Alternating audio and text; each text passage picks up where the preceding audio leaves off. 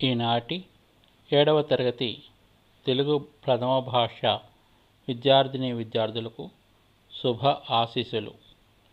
గతంలో మనము తెలుగు వెలుగు అనే పాఠం దాకా నేర్చుకుని ఉన్నాము. చక్కగా నేర్పినటువంటి పాఠాలని అవలంబిస్తూ ఆచరిస్తూ ఓబీటీ ఆబ్జెక్టివ్ టెస్ట్లు కూడా చక్కగా రాస్తున్నారు. చాలా సంతోషం. మరొకొత్త లెసన్ ఈరోజు పాఠము తీసుకుని వెళ్తున్నది, పరిచయం చేస్తున్నది మీ ఉపాధ్యాయులు శ్రీ జీవి శ్రీనివాసులు. ఎప్పటిలాగా మనకి ఈ చిత్రాలని జాగ్రత్తగా గమనించండి. ఈ చిత్రంలో మీకు ఏమి కనపడుతున్నాయి? నేను మౌనం వహిస్తున్నాను.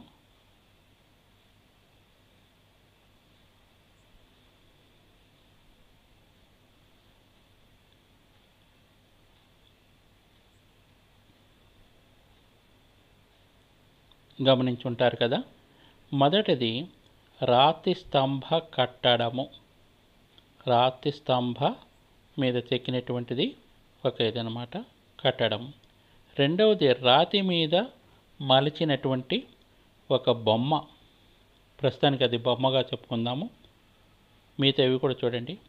ఇది కూడా ఒక రాతిని చక్కటి రూపంగా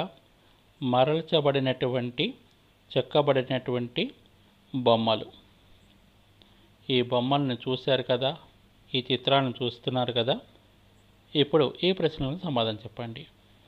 ఈ చిత్రాలలో శిల్పాలను వీటితో తయారు చేశారు. ముందుగా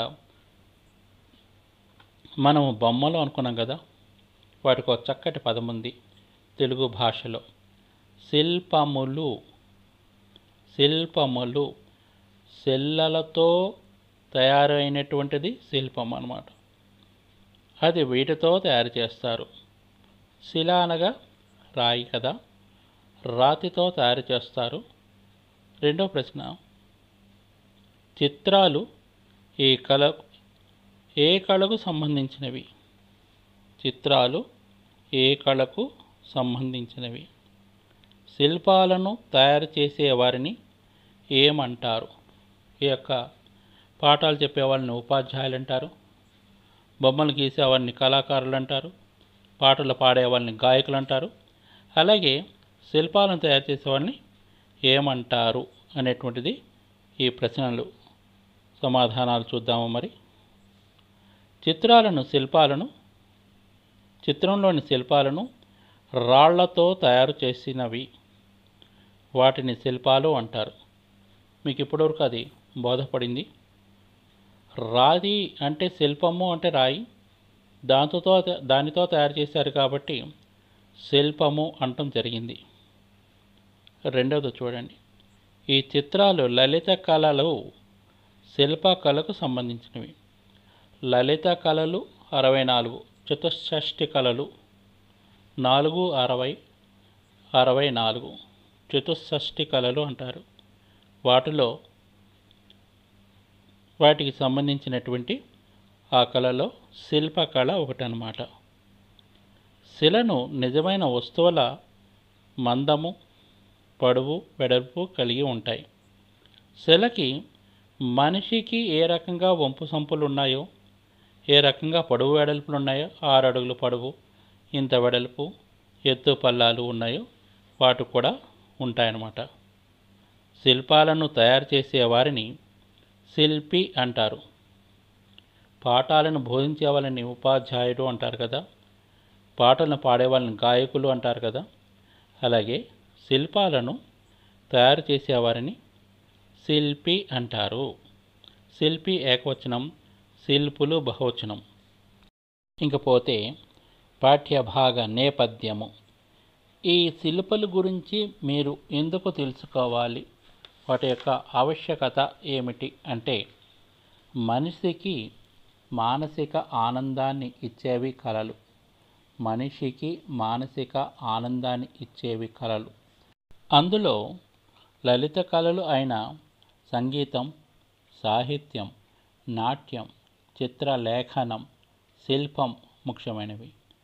శిల్పకళ ఔన్నత్యాన్ని, శిల్పి గొప్పతనాన్ని తెలియజేయడమే ఈ పాఠం ముఖ్య ఉద్దేశం. ప్రస్తుత పాఠ్యాంశం ఖండకావ్యం మొదట భాగంలోనిది.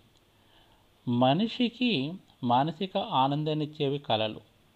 కాసేపు చికాకుగా ఉంటే ఏం చేద్దామంటే కొంతమంది డ్రాయింగ్ వేస్తుంటారు, కొంతమంది ఏవో అల్లికలు వేస్తుంటారు, కొంతమంది పాటలు పాడుతూ ఉంటారు. ఇలాగా ఇవన్నీ కూడా లలిత కళలు. ఏంటికి ఉపయోగపడుతున్నాయి? ఇవన్నీ కూడా మనిషికి మానసిక ఆనందాన్ని ఇస్తాయి. వాటిలో శిల్పము కూడా ఒక కళ అన్నమాట. ఈ కళని మీకు పరిచయం చేయటమే ఈ యొక్క పాఠ్యాంశ ఉద్దేశము, నేపథ్యము. ఇంకపోతే ఈయనెవరు? మనకి శిల్పిని పరిచయం చేసినటువంటి ఒక మంచి కవి. గుర్తుపడతారో చూడండి. గత తరగతిలో మనకి ఈయన గురించి తెలుసుకున్నాం మనం. అయినా ఒకసారి చూద్దాం. కవి పరిచయం. కవి పేరు గుర్రం జాషువా. కాలం 1895 నుండి 1971 వరకు ఉన్నారు. అంటే ఇంచుమించుగా ఈ యుగానికి సంబంధించిన వారే. ఇక ఈయన జన్మస్థలం వినుకొండ, గుంటూరు జిల్లా. రచనలు గబ్బిలం, ఫిరదౌసి, ముంతాజ్ మహల్, నేతాజీ, బాపూజీ, క్రీస్తు కథ, స్వప్న కథ. బిరుదులు కవి కోకిల, పద్మభూషణ్, కళా ప్రపూర్ణ, నవయుగ చక్రవర్తి. ఇలాంటివన్నీ ప్రముఖమైనటువంటి రచనలు చాలా చేశారు ఈయన. దాంట్లో గబ్బిలం తన యొక్క విశిష్టత గురించి, ముంతాజ్ మహల్ ఇలాంటివన్నిటిని కూడా చెప్పడం జరిగింది. ఈయన కొన్ని బిరుదులు కూడా ఉన్నాయి. ఈయన్ని కవితా కోకిల అంటారు. పద్మభూషణ్ అవార్డు వచ్చింది. కళా ప్రపూర్ణ అనేటువంటి బిరుదుతో సత్కరించారు. ఇంకా ఈ యుగానికి సంబంధించిన ఆయన కాబట్టి నవయుగ చక్రవర్తి అని ఈయన్ని కొనియాడటం జరిగిందనమాట. ఈయన బిరుదులు అవి. మన పాఠ్య భాగంలో పద్యాలు గుర్రం జాషువా రాసినవి ఎలా ఉన్నాయి చూడండి. ఒక్కొక్క పదము ముందు చదువుతాను, జాగ్రత్తగా వంట పట్టించుకోండి. తర్వాత రాగయుక్తంగా పాడదాం. చేత మిగురత్త ఒక్క నల్ల రాతి యందు, చేత మిగురత్త ఒక నల్ల రాతి యందు మలచి నాడవు భయద సింహాల తలలు. మలచి నాడవు భయద సింహాల తలలు. వసుధ గన్పట్టు సర్వ పర్వతములందు, చిత్రములెన్ని గతులన్ జూచెదవో నీవు. చేతమిగురత్త ఒక్క నల్లరాతి యందు మలచి నాడవు భయద సింహముల తలలు. చేతమిగురత్త ఒక్క నల్లరాతి యందు మలచి నాడవు భయద సింహముల తలలు. వసుధ ఘన్పట్టు సర్వ పర్వతములందు, చిత్రములెన్ని గతులన్ జూచెదవో నీవు. అంటే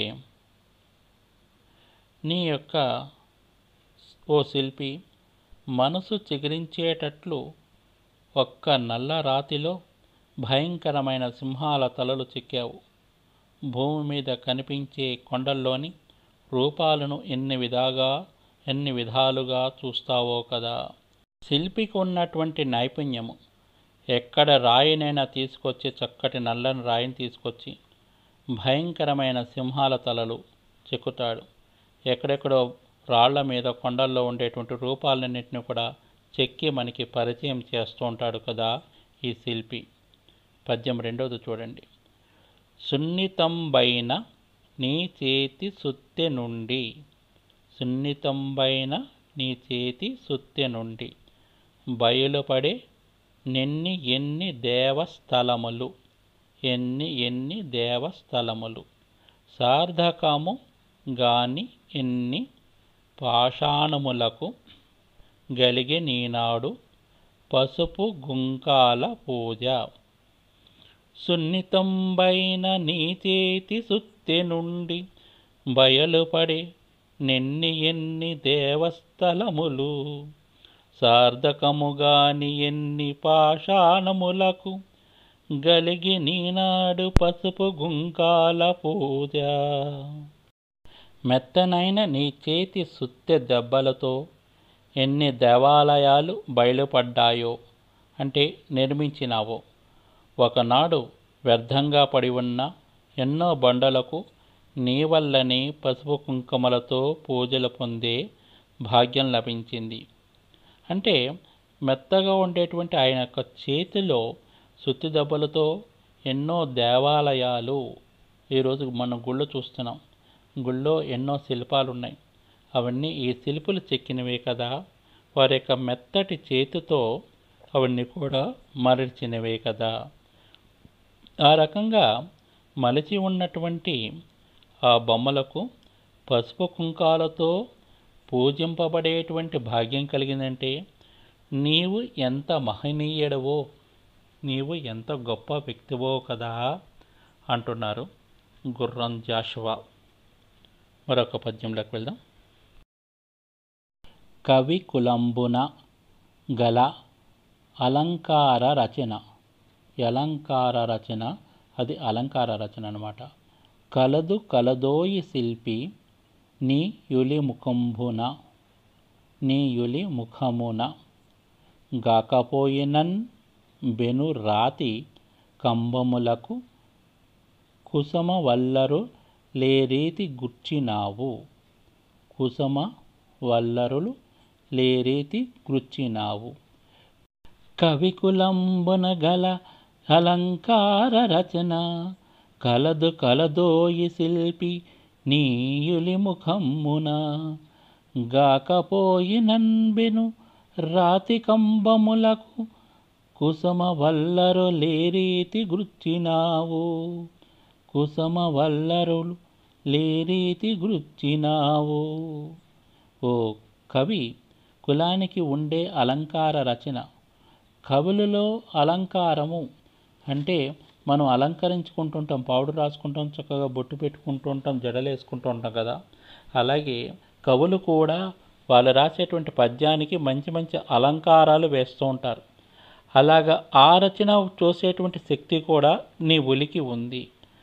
లేకపోతే పూల గుర్తులు ఉన్నాయి కదండి, చక్కగా పుష్పాలు ఉన్నాయి కదండి, అవి స్వచ్ఛముగా నిజముగా ఉండేటట్లను ఎలాగ చెక్కగలుగుతావు నీవు అని చెప్పని చెప్తున్నారనమాట. కవి కులానికి ఉండే అలంకార రచనా శక్తి, అలాగే అదేవిధంగా నీ ఉలికి కూడా చక్కగా బొమ్మలను చెక్కేటువంటి శక్తి ఉంది అని గుర్రం జాషువా గారు చెప్తున్నారన్నమాట. ఇంకా ఈరోజు మనం ఈ 3 పద్యాలు నేర్చుకున్నాం కదా. ఒకసారి ఈనాటి ఇంటి పని చూడండి. ఇంతవరకు మనం కవి పరిచయం నేర్చుకున్నాము, కవిని గురించి తెలుసుకున్నాము, నేపథ్యం తెలుసుకున్నాము, 3 పద్యాలు నేర్చుకున్నాము. అందు నుండి కవి పరిచయం రాయండి. ఈనాడు మనం నేర్చుకున్న 3 పద్యాలు, వాటి భావాలు రాయండి. ఈనాటి తరగతి ఇంతటితో సమాప్తం. శుభం భూయాత్.